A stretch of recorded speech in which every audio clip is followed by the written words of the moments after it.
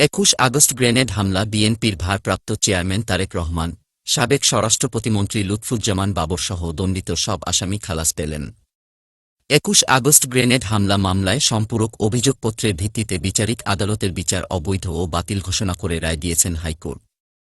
বিচারিক আদালতের রায়ের বিরুদ্ধে ডেথ রেফারেন্স নাকচ করে এবং আসামিদের আপিল মঞ্জুর করে এই রায় দেওয়া হয়। ফলে এই মামলায় বিএনপির ভারপ্রাপ্ত চেয়ারম্যান তারেক রহমান, সাবেক স্বরাষ্ট্র প্রতিমন্ত্রী লুৎফুজ্জামান বাবরসহ দণ্ডিত সব আসামি খালাস পেলেন।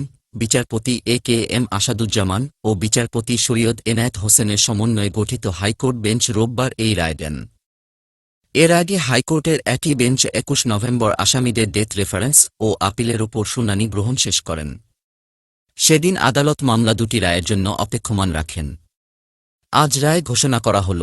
আদালতে লুৎফুজ্জামান বাবর, আব্দুস সালাম পিন্টুসহ বেশ কয়েকজন আসামির পক্ষে শুনানি করেন জ্যেষ্ঠ আইনজীবী এস.এম. শাহজাহান। রায়ের পর তিনি সাংবাদিকদের বলেন, তারা হাইকোর্টের এই বেঞ্চের প্রতি কৃতজ্ঞ, তারা ন্যায় বিচার পেয়েছেন।